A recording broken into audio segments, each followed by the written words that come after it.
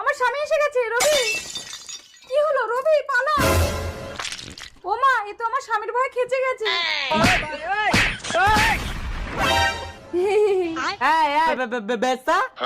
ঠিক করে উচ্চারণ করো স্বামী, আমার নাম বর্ষা।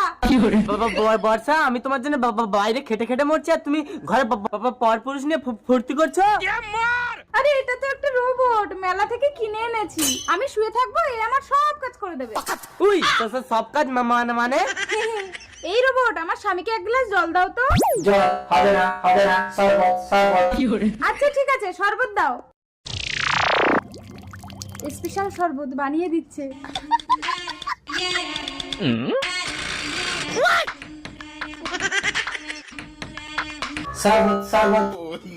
শরবত।